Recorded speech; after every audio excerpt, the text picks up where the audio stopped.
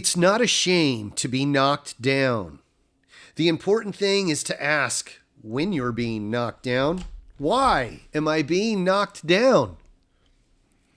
If a person can reflect in this way, then there is hope for this person. Defeat is a state of mind. No one is ever defeated until defeat has been accepted as a reality. To me, defeat in anything is merely temporarily, and it is punishment. But it is an urge for me to exert greater effort to achieve my goal. Defeat simply tells me that something is wrong in my doing it. And it is a path leading to the success and truth of that thing. Bruce Lee, my friends. Friends and grasshoppers, this is the Formless Podcast 128.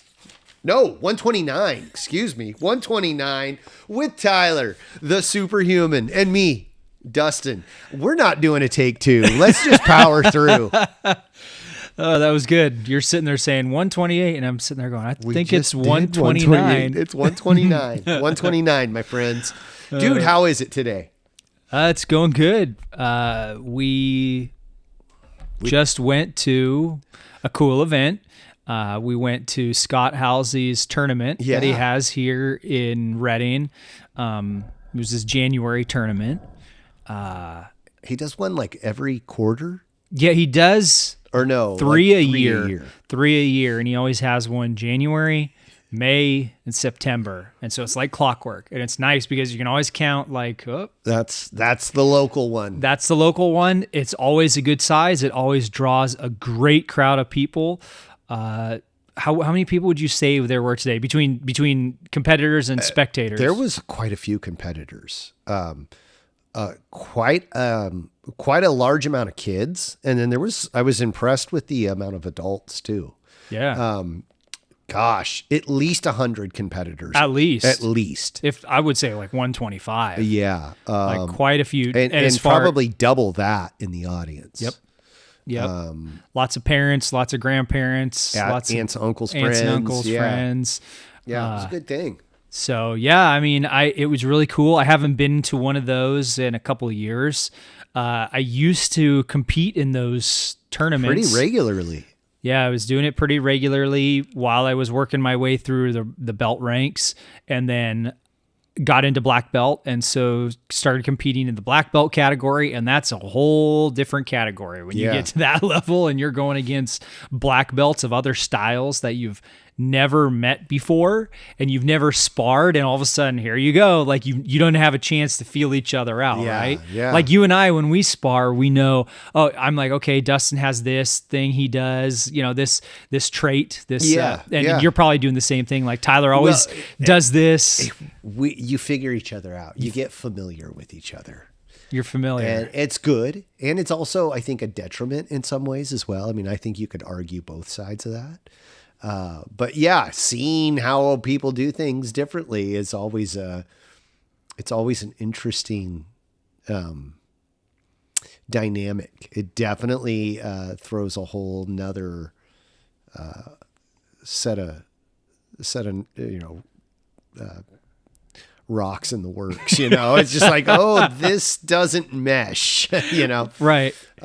But it's cool. It's cool. I saw a lot of familiar people, a lot of new people, a lot of people I've never got the chance to talk to before. So that was really cool. Yeah, it was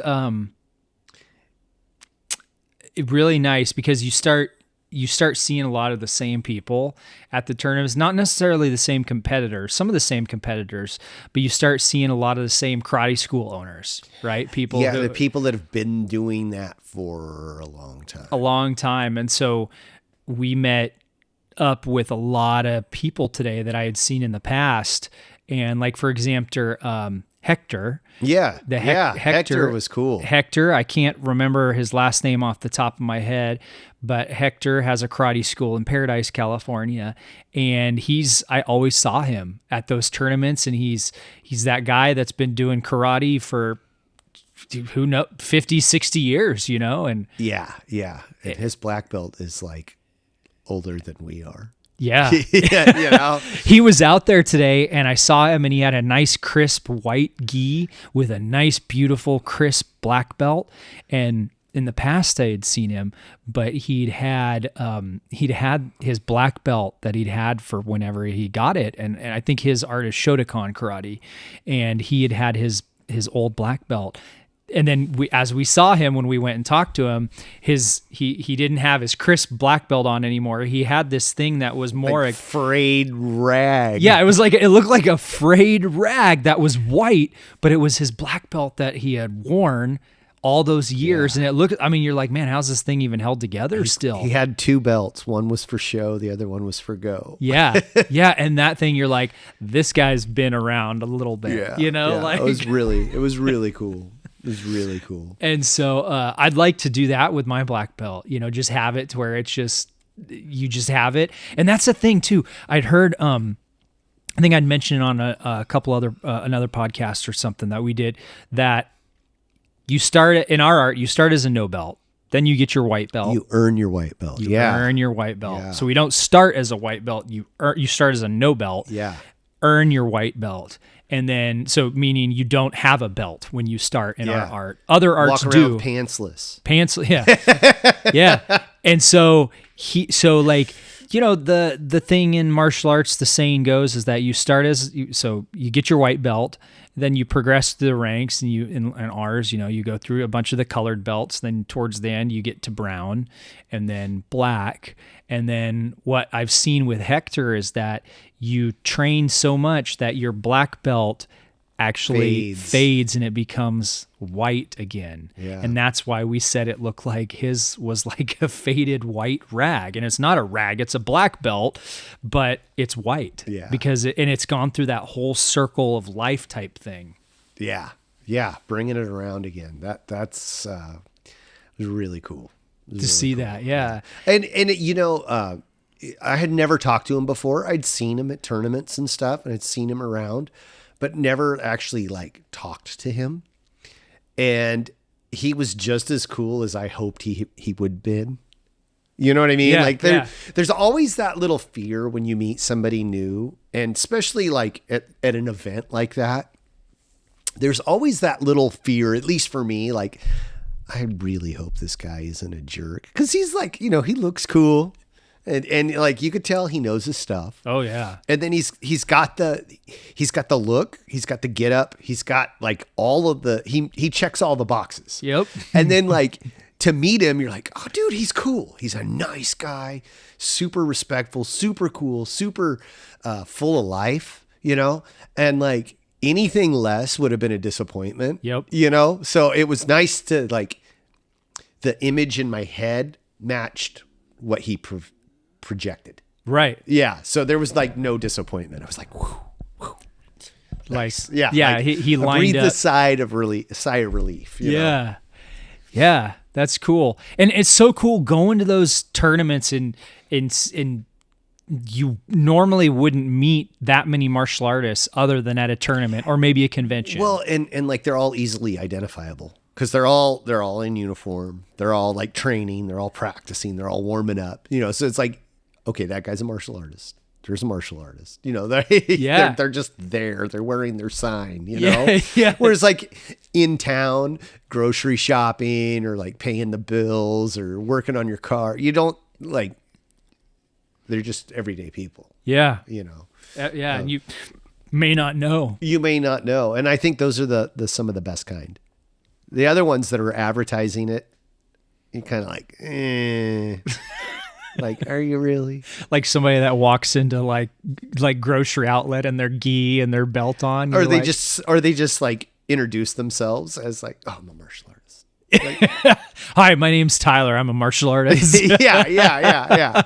Or I'm Dr. So-and-so. Okay, sure you are. Yeah, I'm Kermit the Frog. Yeah, Bond, James Bond. But you it's so cool because a lot of times these our art, right, Wu Ying Dao, we do a pretty good job of bringing in other outside arts and other teachers. You know, we've had judo instructors come in. We've had jujitsu instructors come in. And it's really cool because a lot of times, sometimes we stay within our art, you know, and our art, we don't color outside the lines. Yeah, we don't bring in fresh blood from outside our art. And so it's nice when you come to a thing like this, you've got the Shotokan karate guys, the Kenpo karate guys, then ours, Wu Ying Dao, and then a couple of tournaments like we had the All My Friends Are Warriors guys. Yeah. And they were not really associated with any one style. They were, right? They were just kind of like they said, what did they say? General martial arts? Yeah, general martial art. And so, like, you know, but a lot of their strikes and a lot of their kicks look similar to ours, if not real close. Yeah. And so it's just cool to see how all these different styles come together, and you stack each style up against each other. And well, and also I think it depends a little on the participant. Absolutely. Too, because like everybody's a little bit different and everyone's got their own like body type. Some people are more aggressive, some are more reserved. And it's like boxing. Boxing's fairly simple and straightforward. You know, you got 6-7 punches and we're just going to punch each other. But it's like what I do with it versus what you do with it might be two entirely different things. Yeah, we're just punching each other, but like the way you hold your hands, the way you stand, how aggressive you are versus how I do all of those things, maybe night and day, you know? And it's cool to see that even amongst people training in the same style or the same philosophy. Yeah. Oh yeah. Like the Kenpo, there was a couple different Kenpo there was like schools. 3 or 4 Kenpo schools. Yeah. Which makes sense. It was the guy who runs the tournament is a Kenpo guy. Yes. So like he probably called all of his Kenpo practitioners that he knew and was Scott like, hey, Halsey, like, hey, I'm going to put on this tournament. Oh, cool. I'll show up. You know, I'll bring my school. So yeah, there was the vast majority of them were Kenpo. Yes. But like there was some Tang Soo Do, there was Shotokan, like you said. Tang Soo Do, I forgot about that Tang one. Soo Do. There was one. Sometimes there's some Taekwondo people there. Yeah. You know, I think they'll come over to that one. Yeah, and it's just good fun. It was really cool. And then we met Tong Soo Do guy that had a karate school up in Klamath Falls. I think it was Tong Soo Do 2000. Yeah. He had that one. And then what was the one guy we met from Reno? Antoine? Antoine. He's a Kenpo guy. Kenpo guy. He was cool. And I'm trying to think of... and then the Fierce Tigers. The Fierce Tigers, in Reading. I didn't get what style. I can't remember. They were telling us. I think they told us what style they trained. I want to say that was Tong Soo Do as well, but maybe not. That sounds like it could be. I don't remember. I don't remember I either. couldn't tell you. There was a lot of people. We rubbed a lot of elbows, shook a lot of hands. Fierce Tigers was a cool name. Yeah. That's if nothing else, their name was rad. Yeah. I think Megan Yates or Yeats, she was part of Fierce Tigers. I had competed against her one time in a black belt category. They didn't have enough. She was the only female that was going to compete in, I think, the black belt category. Oh, so no other females showed up. So they were like, okay, if you want to compete, you got to compete with the male division. The males. And she was like, she stepped right up and said, yeah, I'll go in the male division. And so she went, and her and I competed, and she was really tough. And so she, that's cool. She was at Fierce Tigers, I think it was. And yeah, we just rubbed elbows with quite a few people, you know, and just, and I just think it's really cool because. And it was something that sorry, not to interrupt you, but it was something that we were trying to do for a while. It just didn't line up for whatever reason, like things were going on. And then it was finally like everything just kind of lined up. And we're like, oh, okay. Yeah. There's no more excuses. It's time to go. Yeah. You know? So that was a really, I'm glad. It was one of those things where I was like, I don't know how this is going to go, but I'm pretty sure I'm going to be happy with it when we're all said and done. And I was 100% right about that. So it was cool. It's cool. I want to do it again.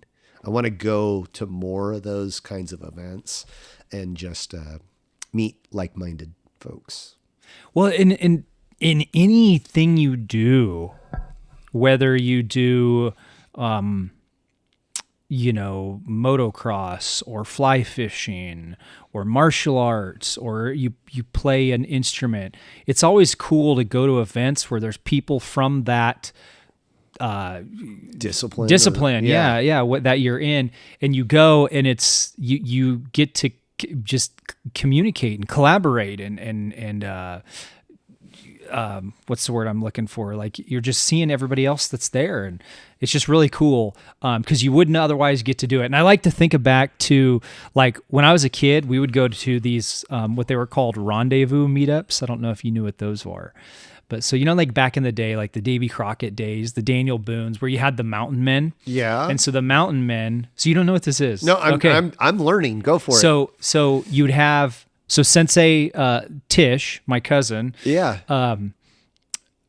Our grandparents and some other family members, like our aunt and uncle, and our cousins, they would always go to these rendezvous meetups. And so what it was is, like all the mountain men and women that were up in the mountains, like hunting and trapping and, living and making a living off the land by getting animal furs and, animal teeth and just that type of a mountain man. Right. Yeah. And so every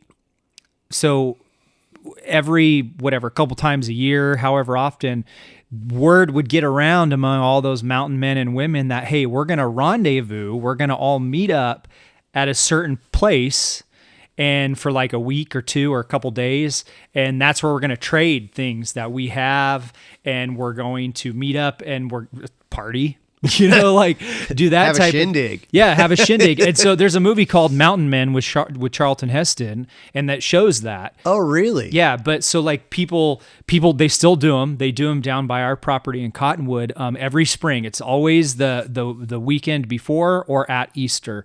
And so people will show up, they'll dress up in their mountain man get-ups, they'll literally wear animal skins, coon skin caps, like a raccoon, like a Daniel Boone cap, and they'll have their black powder muskets and their hatchets, and they'll just show up, and you put up your tents, those like not burlap, but like that like white material canvas tents, and you put those up, and you you just meet up, and then they'll trade things, and it's a rendezvous. And so like I'd go as a kid to those things, and we'd stay for like 2 nights in a week. Oh, really? A weekend. Yeah. And they'll do target practice with their black powder muskets.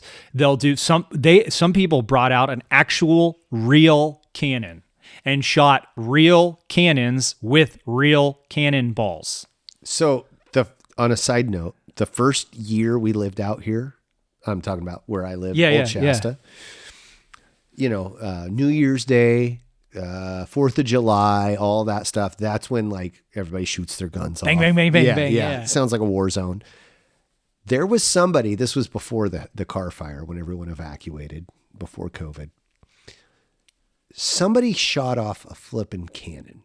And I mean, I've been around gunfire. I've been around guns. I know what a gun sounds like. I know what a rifle sounds like.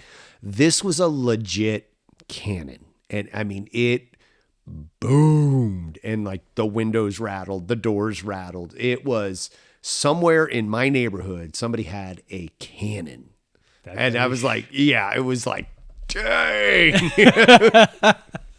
I made a Facebook post about it, and I was like, something to the fact of like, I don't care that you were shooting it off. That's cool. I just want to meet you. I want to see your cannon. I think I remember you talking about that. Yeah. But yeah. Sorry. And they never owned up to it? No one ever owned up to it. But I didn't know at the time, I didn't know very many people that had lived here, because we had only lived here like 6 months or so. But I heard it was like 2 or 3 consecutive years, and then everyone evacuated because the car fire, things changed, and haven't heard it since. It's like the Great Pumpkin. It's been missing.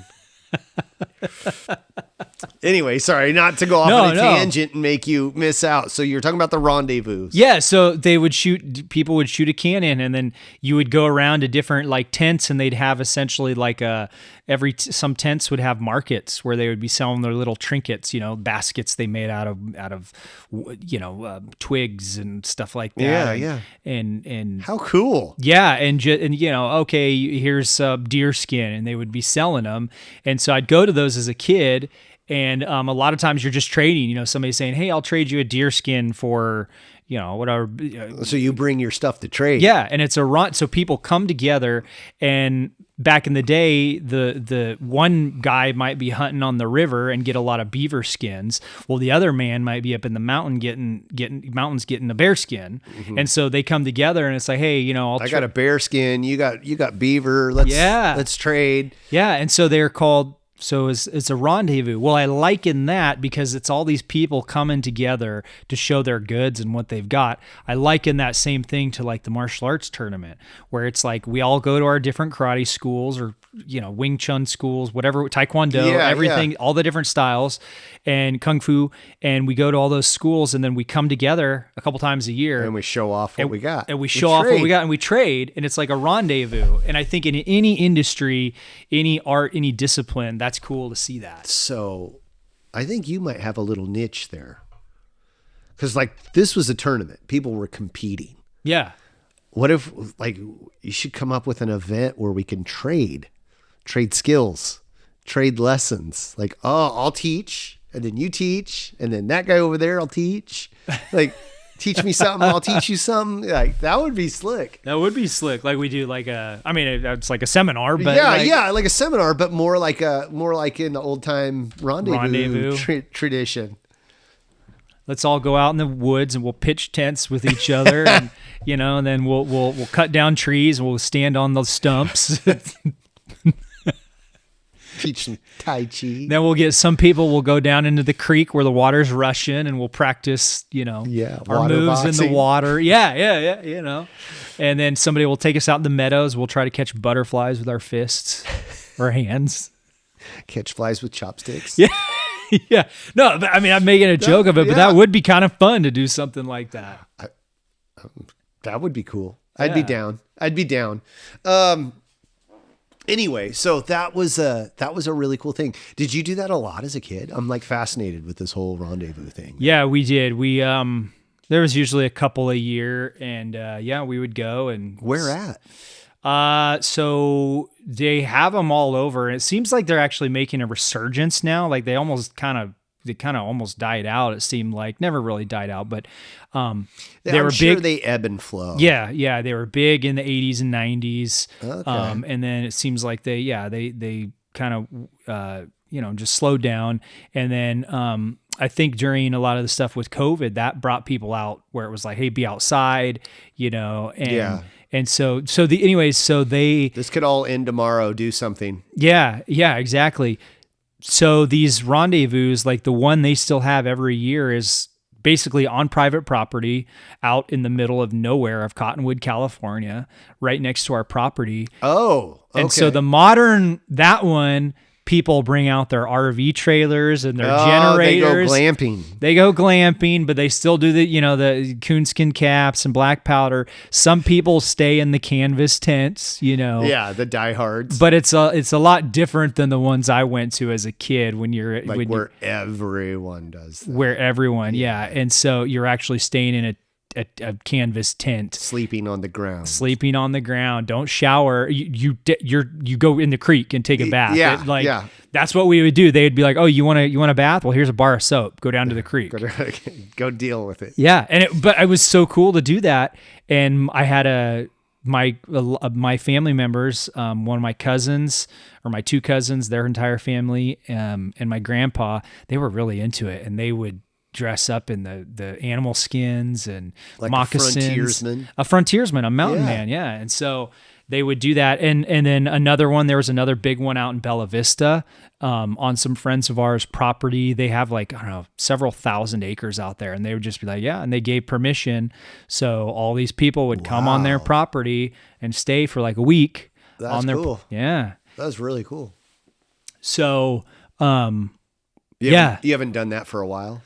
no, I would love to get back into it. I don't know. There's no reason why I shouldn't. They're really cool. They would have like hatchet throwing lessons and, Oh, cool. tomahawk throwing lessons and, You just learn how to do mountain man stuff. Yeah. And how they would have like the fire and the pot, the cast iron pot over the Dutch fire, oven. Dutch oven, and they do all their cooking that way. Right on. So There's a science behind Dutch oven cooking under fire. yeah, there is. Like how many pieces of coal to put on the lid to cook for so many hours and be about approximately this temperature. And I used to go camping with a guy who like would make dessert. He'd be into that. And he was like way into that, beyond any normal human being should be. Yeah, but he made dang good food with it. That's cool. Yeah. That's good. I like to think he probably did like the cornbread and chili. What did we have? He did an awesome pineapple upside down cake. Oh, He did like that kind of stuff, but he'd also do like stews, and I think he did chili a couple times, and just all different stuff. He had like a whole thing, like a whole repertoire of what he could make with a Dutch oven and fire. I mean, yeah, there's a lot you can do with it. Yeah. I didn't know cornbread and chili was a thing until a couple of years ago. Really? Like in a Dutch oven? Just like that you have those two go together. I had never peanut butter and jelly. Yeah, I didn't know about that. Really? Or if I did find out, I forgot. Isn't it funny how like you have traditions in your house and then like you go to somebody else's house and they're like, what are you talking about? Like, that's not a thing. Like, dude, it's my whole thing. It's my entire life. It's what we've done. This is what we do. This is normal. Every summer we grow watermelons and then we sprinkle salt on them. Yeah. They're like, you put salt on your watermelon? Like, yeah. Stuff like that. Yeah. But anyways, it's just cool to see those tournaments. And I think that it's really cool. I see those kids at those tournaments that are doing their katas. They break them off into age groups, and then you do your kata. It's age groups and your experience. Your belt rank. I wanted to talk about kata, but go ahead. No. I was just going to say it's cool to see the kids and the teenagers and eventually the adults do kata. Yeah. At the tournament. What do you? So I take you're a fan of kata. Yeah. I am more now. Okay. I am more now. I used to not like it, but now I see the point of it. But I'm sure in 10 more years, I will understand it to an even deeper level. So I was, as you know, we don't traditionally have katas or forms, like not as a regular teaching tool, right? Like most traditional martial arts have it's a bigger thing. Like it's a big portion of martial arts is like these forms or katas. And I've always kind of like, not always, but I've always just kind of was like, whatever. If I wanted to dance, I'd go find a partner. That's like one of the things I used to say, and I'm not disparaging this. I've since matured a little tiny bit. And my views have changed a little bit about it, but I have a theory and I don't know how correct it is. It's just like my thought in like the last 48 hours about this stuff. Cause I knew we were going to do this. I was kind of like preparing myself and like trying to think about like what kind of stuff I'm going to look for and everything. So like martial arts is old. Like in general, the whole thing with martial arts is old. Like before, in some cases, before the written word, before movies, before cameras, before pictures, all of that sort of thing. Absolutely. So like, if you're going to teach somebody a movement, like punches and kicks or a combination of things, how are you going to do that if you don't have a camera or a smartphone, or you don't, like, maybe you know how to write, but I don't know how to read? Like, how are you going to teach that? Right? What would be the easiest way to teach somebody a series of moves? Kata. Kata. Form. So do you think that maybe this whole tradition of martial arts, of the forms and katas, or forms or katas, whatever you want to call them, came from that of like, okay, how am I going to teach these people that may or may not be able to read and write? We don't have any other method of like recording this. So if I memorize a series of moves and then show them to Sam over here, and he memorizes that same series of moves and then shows it to Fred, and then, you know, so on and so forth. Like now we have this whole thing, and this club here is called, you know, karate. Yeah. or Shotokan or whatever, you know. I was just kind of imagining like how that whole process, like I wonder if that is like what that, if what kata is originally, what it was originally was like, that was the method of like showing the style. Like, this is how we do this. And you're going to do that by memorizing these series of, you know, a dozen moves or 18 moves or whatever. And that's your kata. And once you learn that, then I'll teach you another one. That could be, you know, yeah. Because like what else would be the point of it? Really? Oh, I think, you know what I'm saying? Well, like, no, I think, I mean, that's a big one. I think visualization of visualizing your opponent throwing whatever strike, and then you're having to deflect it, you know, or block it, counterattack, yeah, and all that. And I think that one, you can train alone. Yeah. So you can train alone. Two, visualization. Another reason would be that it really allows you to train your movements to be really crisp. Yeah. Like you can do that without doing kata, but I think kata gives you a system of like transitioning between one move to another, and it forces you to make that movement real crisp. And because most arts, as I understand it, their kata is made and designed, right? The movements, the specific succession of movements of punches and kicks are ordered from way back when, from a grandmaster of their art back when, or somebody that founded the art, you know? Yeah. So whereas our art's a little bit different, you make up your own kata. And obviously any martial artist in any discipline is like, yeah, I could make up my own kata too. But I think a lot of those other arts, they pass those katas down, and I think generationally. Like, so like we, you know, when you first learn Wing Dao, you know, you learn a set. Yeah. You learn, like, you have to know this X amount of punches and X amount of kicks. And then you have to be able to use those in a sparring setting. And show them. Yeah. And show them. You know, so you demonstrate that you know all of those punches and all of those kicks. And then, okay, then we're going to throw you in a ring and you're going to spar. One could argue that set work that we learn is a kata. I would think. Sure. Yeah. But it's not really a kata. I mean, you just stand there, you demonstrate that, you know, like, okay, I know these 6 punches, I know these 3 kicks, and like, let me go spar, you know? Yeah. Whereas like with like, in watching today, this is something I realized today, in watching like the katas that we saw today, like there's a lot of movement. Like you're covering ground. Yeah. You're moving different directions. You go this direction so many steps, and they do, you know, this many blocks and kicks and punches, and then they turn around and go this direction for so many steps and do different kicks and blocks and punches. And it was interesting. It was very interesting. And I was like, I hadn't been exposed to that much kata before, ever.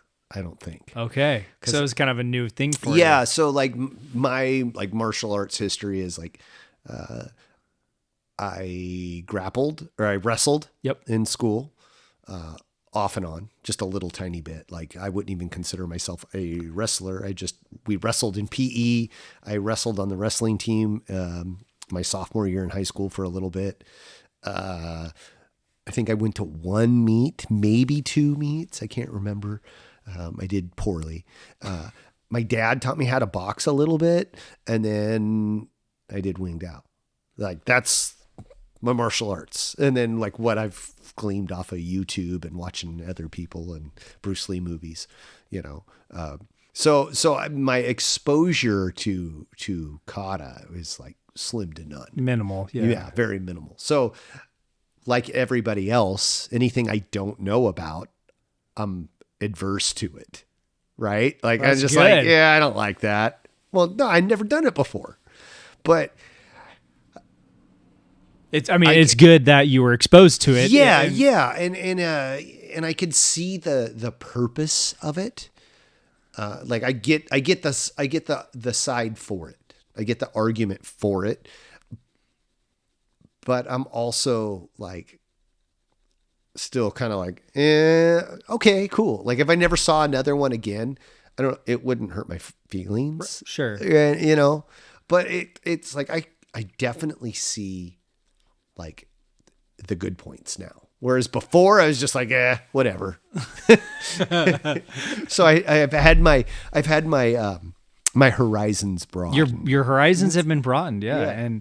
And again, that goes back to what I was saying, like a rendezvous where you come together with people. We could show off. And get to like, show hey. off and see stuff that you've not seen before. I mean, imagine being that mountain man that brings back some exotic animal that was way up in the mountains that it could only be found. Yeah, and like the jackalope. Yeah, and Chupacabra. Yeah, something just rare, right? And the people that are like the plains mountain, the plainsmen. Yeah, they'd never seen that before, and they're like, "What's this?" Yeah. Hey, whoa, wait a minute. What? Like, so that's kind of like you. I'll give you 15 rabbit hides for that. Yeah. Yeah. So, no, I mean, that's, and I think I would totally agree with what you're saying. I initially didn't appreciate kata when I started Wu Ying Dao as much as I do now. And now I actually see it as I think it's a very important optional thing that a martial artist should do. Yeah. I consider it optional. Some people are probably going to really argue against that, but I think it's very, like, I would 10 out of 10 encourage somebody, they need to do kata. Really? You would encourage it? I think so. Absolutely. Like I said, I think it's an optional thing, and obviously it's us. You could just get away with doing 2 katas your whole journey. So, and like, I think as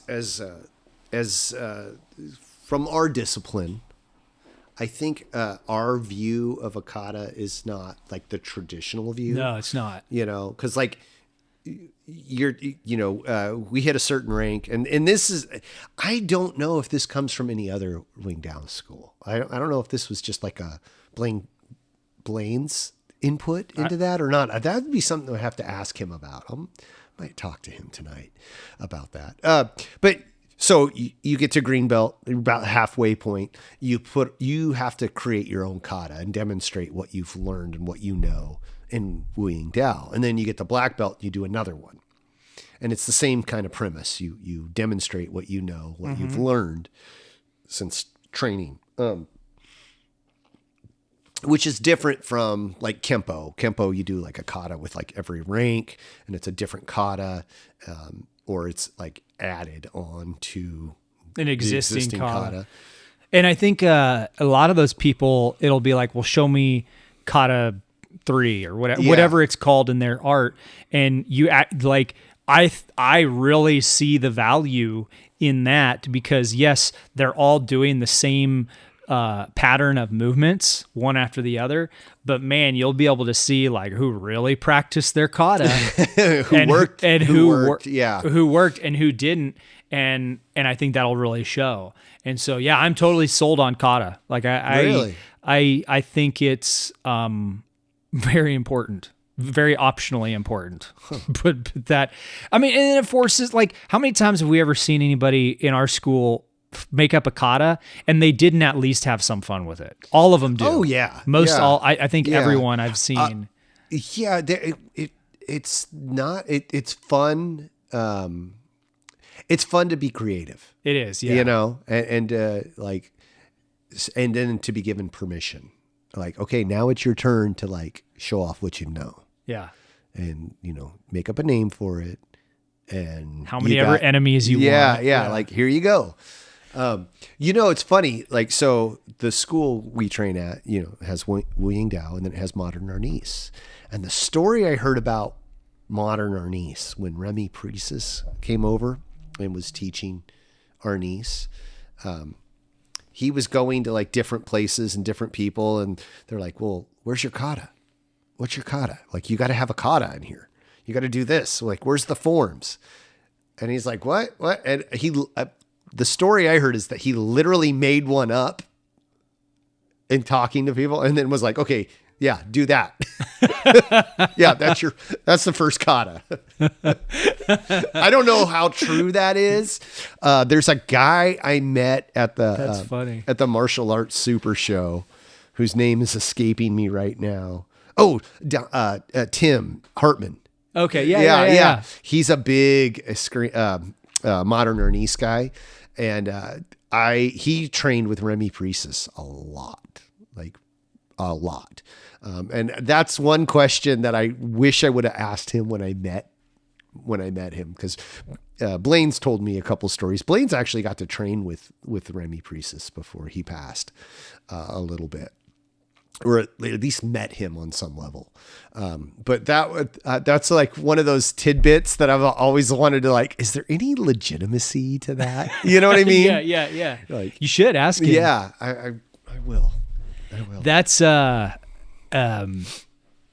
know, the first time I did my kata as a green belt, I did it at a Scott Halsey tournament, and I showed up and I was like, oh, I'm going to do, and Blaine was like, he's like, oh, you're going to the tournament? Like, you need to do your kata. Like, he's like, you just need to do it. You need to go out and just perform it in front of people. Mm-hmm. And I was like, okay, cool. And I was like nervous about that. And I did not want to do it, but I did it. And I got out there and I may have told this. I know I told this story before, but I got out there and I think I had 10 enemies in my kata that I had to defeat. Right. And I think I got to my second enemy and I totally blanked on my kata after my second enemy. Yeah. And I blanked and I paused and I was like, for a second, and then I just made up the rest of the kata. And then I made up like enemy 3, 4, 5, 6. All the way through. And then I think I got to like enemy 7 or 8 and I was like, and then all of a sudden I remembered the rest of my kata. And just went for it. And I just went for it. And I remember there was 4 people in my category that were doing kata competing. Oh, okay. I got second place. No kidding. And all I did was just yelled really loud. Like, I put some spirit into it, right? Like, when you defeat, you might do 2 or 3, 4 or 5 moves on an enemy, but that last one, you want to sell it that you're finishing them and you go, ah, you know? Yeah. Kia! And so I just made it really loud and really violent looking that I was kicking the air and punching the air. And yeah, and I think I got second place. Didn't stand a chance. Yeah, man, those guys were done, man. Like, you know, it's funny. We were at the tournament this morning and you were telling me that you had judged, like the first time you had judged. Yes. And you had to judge kata and you're like, what do I do? Yeah, like, how do I judge this? I've never judged any of this before in my life. Yeah. Somebody was telling you like it's spirit. Yeah, Hector turned to me because I got stuck not stuck. I got placed with him. I didn't mean that way, Hector. I got placed with him in his ring, and he was the lead judge. So you have like 3 judges per square and per arena, and so I was one of them, and he was the lead one out of us 3. And so I don't know. There was some other person with us, and and I was like, we sat down, and they give us the clipboard and the little clipboard thing that you hold up with the score and the pen, and I was like, Hector, I don't know. What's kata? How do I do this? Well, I had just done my kata and done it at the tournament. Like, so that's my only experience, and was probably a year before that. Okay. And I did my kata when I was a green belt. year and a half later, as a red or brown belt, I'm now judging katas. Yeah. And Hector's like, he's like, oh, it's easy. You know, you just look at, are their moves crisp? Do they have spirit in their moves? Are they yelling? Do you feel it? You know, and he just said it so simply in like, I don't know, 7-10 seconds. And I was like, okay. That makes sense. Yeah, it made sense. I was like, okay. And he's like, you're good. You got this. Like, you know what you're doing. You've done kata before. And so like, but I remember he said it's about the spirit and that's where like, you know, what's your energy like during the kata? And so, and then I ended up, judging, had a good time. And then, I think that was the one, maybe I judged kata once after that, but, So, and then after that, I did a lot of judging in the sparring. Yeah. That's a little more active participation. Yeah. You got to be like on your feet, moving around a little bit, kind of like looking from different angles. And did they actually hit? Yeah. And then there it's different at a tournament when you're like a judge for the sparring, because you might have the parents that are like, that was a wrong call, you know, like in sports. Oh, yeah. Yeah, I heard a little of that today, too. Come on, ref. Except here, it's like, it's a little bit different. I mean, if you're a parent and you're getting mad at the judges, well, just know the judges are like pretty highly trained. They're not the ones you really want to be yelling at. Yeah. And they're there for free. Yeah. Volunteers, man. And it's training, right? It's all training even for the judges. And so for sure. I think doing tournaments is just, it's a very 10 out of 10 highly recommended optional thing. Like, obviously you don't have to do it, but man, like you should. Okay. I think. So another question on that note, how did it feel? You know, we're both on the injured reserve list right now. How did it feel walking around there, or should I say limping around the gym and seeing all that? Did it make you like want to get out there on the floor more?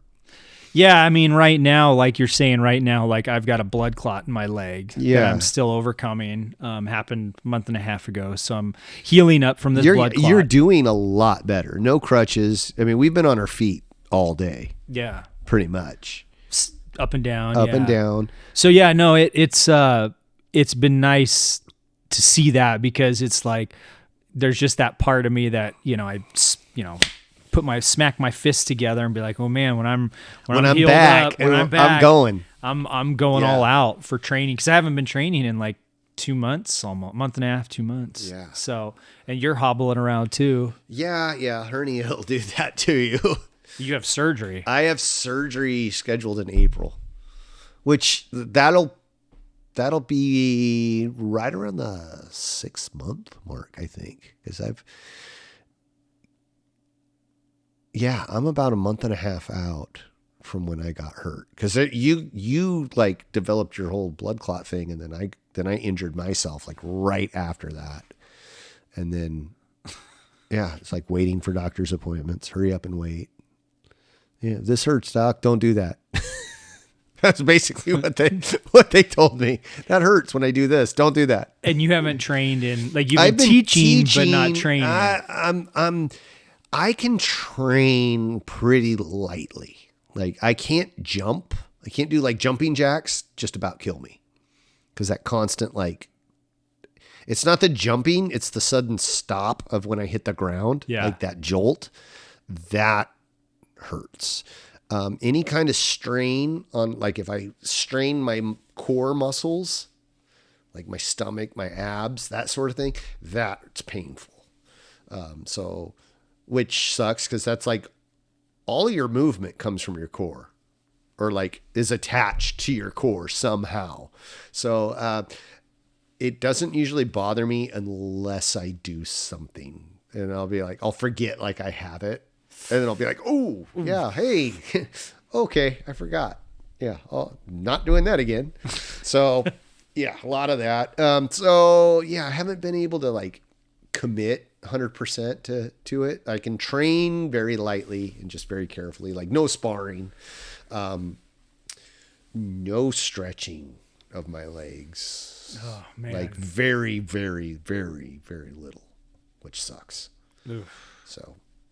Well, and that goes back to your Bruce Lee quote that was at the beginning about like, why do you, it's not about asking. It's like asking why the obstacle. Why am I having difficulty with this obstacle? Bring that quote up. Yeah. Like why.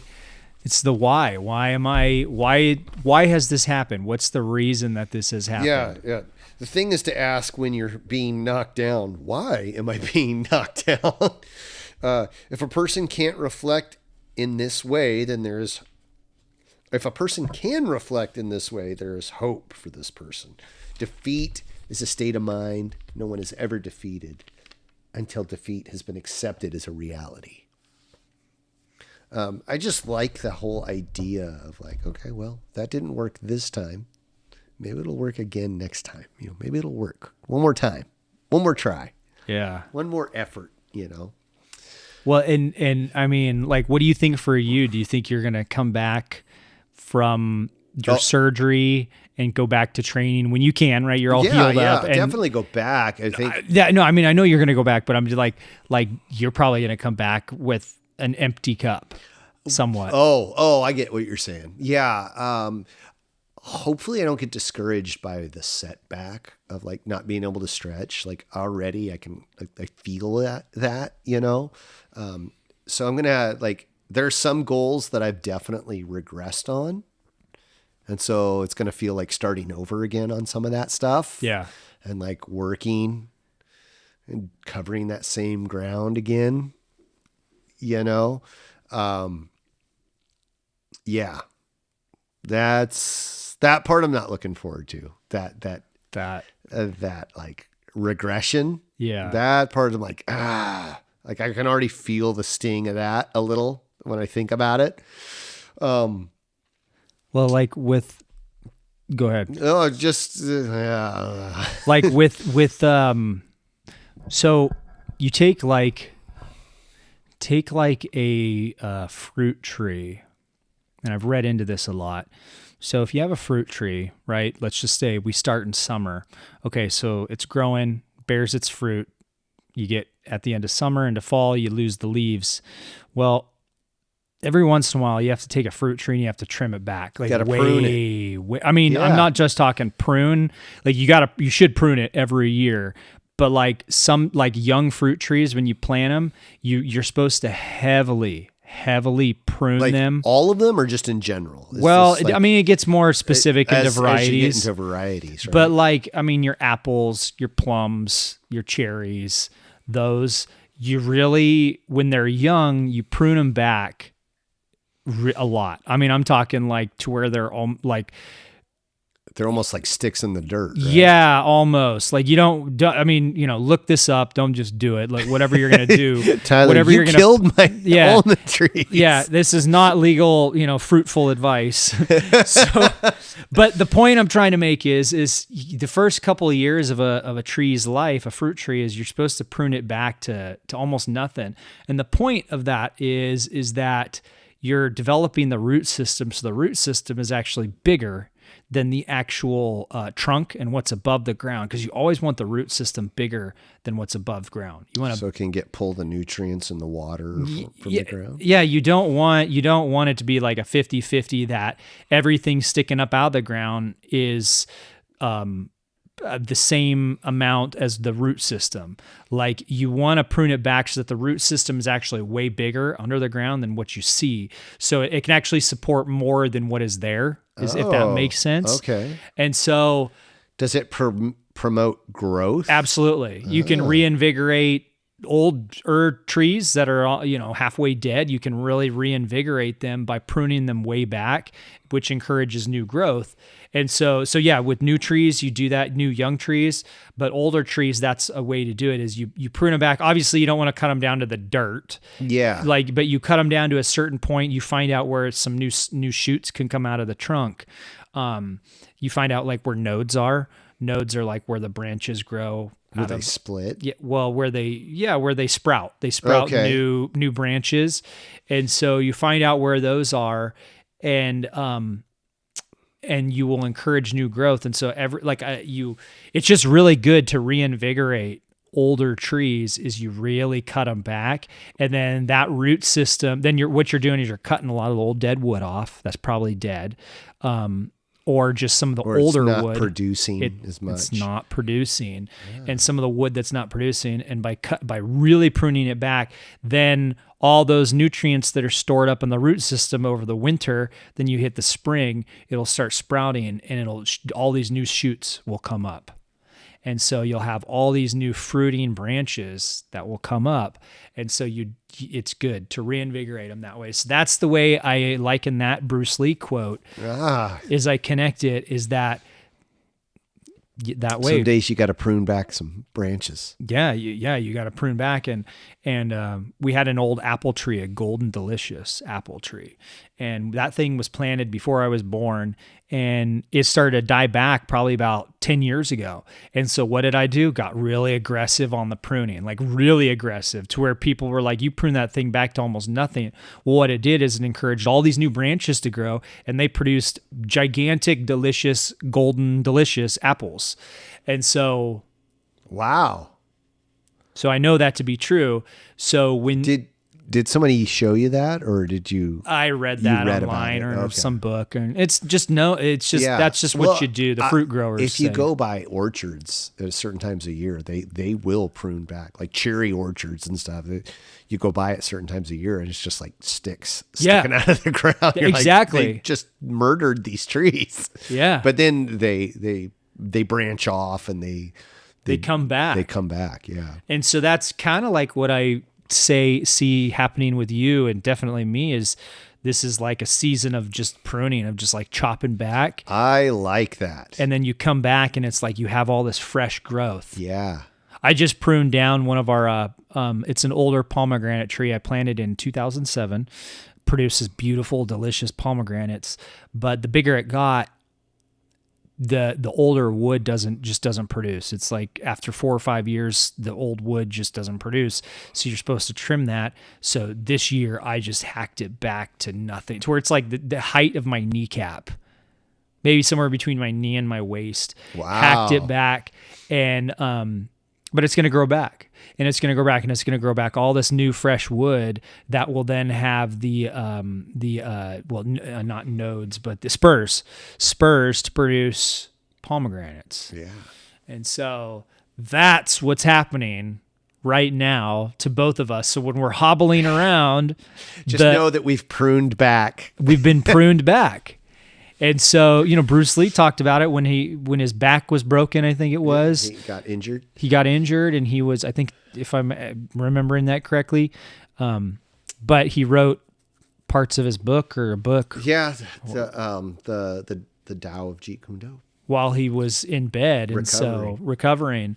So that's what's happening to us. So we're hobbling around. You and I are both limping around at this martial arts tournament, going up to people, introducing ourselves as black belts, and we're hobbling, two of us. Yeah. Oh, hey, yeah, we're black belts as we're limping, and then we've got our shirts that say the Formless Podcast. Be formless. Be formless on the back, which that's cool. Yeah. So there'll be some pictures of that here shortly. We'll post some of those. Some of those turned out really good. Got some TikTok videos up of it. It was cool. It was good fun.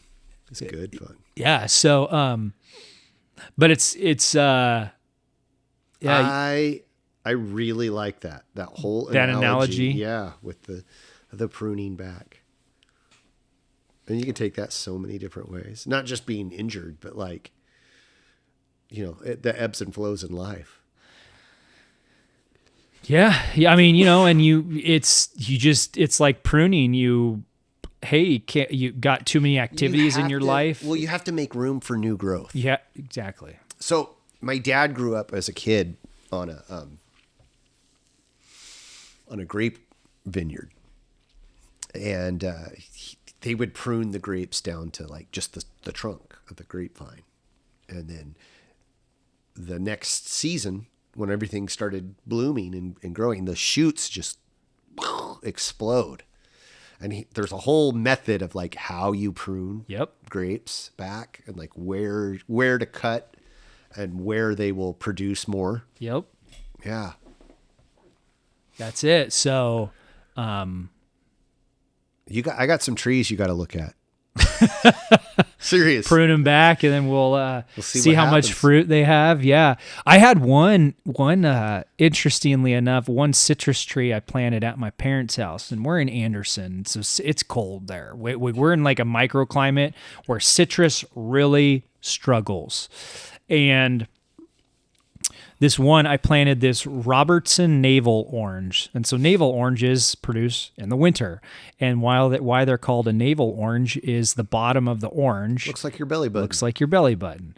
So this one I planted, and it struggled, and every winter the frost would just kill all the fresh growth. So it just never got bigger because all the stuff that would grow in the spring would just be frozen and killed. And it whittled it down to nothing, to where it was just literally 4 inches above the ground. And it was just a stump. And I pruned it back. Yeah, I pruned it back, and I said, I think this thing's done. And for whatever reason, over the span of 2 years or so, I would always look at it and be like, let's see if that thing comes back. And then 1 year it sprouted up like a half inch, just a brand new, I'm talking, it was nothing. And it was just a stick in the ground. Just a stick in the ground. And half of the trunk was exposed. And so the heartwood, you've got the bark, the core. So the core was exposed. So that was all dead. So you essentially just had a third of a way of the outer bark of the tree that wrapped around this dead wood, this dead heartwood. And so out of that kind of bark, that outer chunk, it started just to get thick and grow strong. And I was like, what's going on here? And then it sprouted out about a half inch of a new, just a little branch, tiny. And I was like, all right, this thing wants to grow. Let's see where this thing goes. Engine that could. The little engine that could. So then last year it grew, and then it sprouted out and had a bunch of blooms on it, like orange blooms. And then they got pollinated, the flowers. Yeah. They got pollinated, and there was a bunch of little oranges on this plant. And I'm like, holy cow. And so what I did, instead of letting all those oranges grow, you want the plant to redirect the energy back into the roots or to growing this plant. Because I was like, well, I don't want this thing to produce fruit right now. Because all of its nutrients are going to the fruit. Not staying in the trunk. Not staying in the trunk and strengthening it. So I picked a bunch of the fruit off and left, I don't know, maybe 5. Well, the plant will know what to do, and it'll just it'll just cut off nutrients to those things and say, why we can't. There's nothing there to grow. Well, no, some of the orange, the little mini oranges that were on there, I left them on there, but the plant must have stopped feeding those because they just dropped off. Well, two of them were have gotten to full growth on this citrus tree, and it is, and I've been fertilizing it, so I have been fertilizing it, but it has been going wild, growing, and it still looks like a little Frankenstein halfway alive tree, but it wants to go. So I'm pouring fertilizer on it, and I'm like, yeah, let's see where this thing wants to go. Right on. So that's but it died back to almost nothing. And you gave it a chance. And I was like, I walked by it so many times, and I was like, I just need to dig that thing out and plant something new there. And I was like, no. And then here it is. It's got 2 oranges on it, and we're going to see how many it goes this year. And so, but now it's at the point now where it's older, and so it's more frost tolerant now. Yeah, so the frost, it's been through a couple of those seasons, and it's older, and so I think it's not gonna stop growing, and so we'll see where it goes. But that just goes to say that things happen. Even if you don't prune the plant, maybe frost comes in. Freezes all of your fresh fruit. Freezes all the new growth. Yeah. And it dies back to nothing. So pruning would be deliberate, but frost comes in and it's just your environment kills that back to nothing.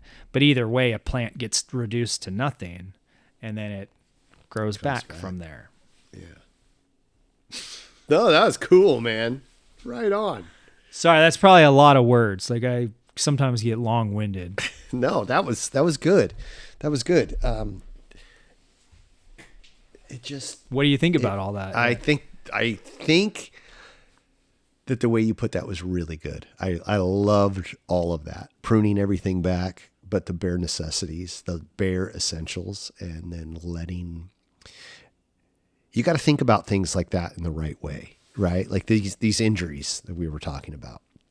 Like it's easy to get discouraged by all of that and like be bummed out. Oh, I can't do any of this. I can't do all the things I like to do right now. Right now, you can't do that because you're hurt. And if you continue to try and do those, you're probably just going to hurt yourself worse. Yeah. So prune back some of that stuff, prune back that attitude, focus on like what you can do and heal up. And once you are back to it, like you'll have a deeper appreciation of what you had. And it's going to take a little bit of work. You're going to have to knock some rust off. You're going to have to like maybe lose some bad habits, maybe do some physical therapy, maybe do some exercise, maybe, go back to some of the basics, some of those fundamental things a little bit. But maybe in the long run, it'll be a better outcome than if you weren't injured, Exactly. It's like a form of emptying your cup. Yeah. Yeah. Right on. I think that's good, man. That was a long-winded way to say empty your cup. Friends, I hope you had fun with us today. I hope you enjoyed the show. If you didn't, come back next week. We'll do it again. We've got... let me say this about the tournament. Yeah. All the people at the tournament, I hope if any of you guys are listening, I hope we got your names right and your arts right. And if you didn't, reach out. Yeah, reach out and correct us, please. Yeah, absolutely. We've had a couple of people reach out over the past couple of weeks about various different things that we've had on our show, different guests and stuff. Thank you for each and every one of you that have done that. We really appreciate it. It lets us know that somebody's out there and somebody's listening.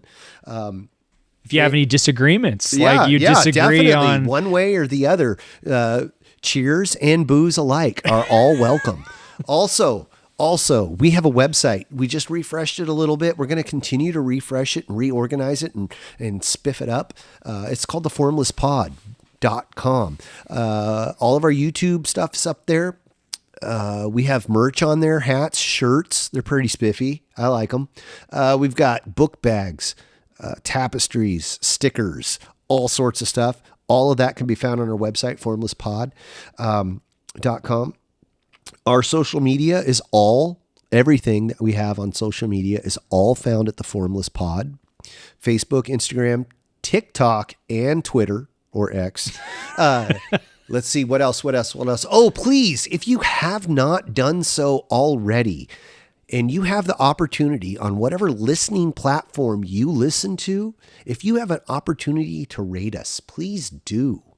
That allows us to reach more listeners, which is something that we've wanted to do since we started this whole show.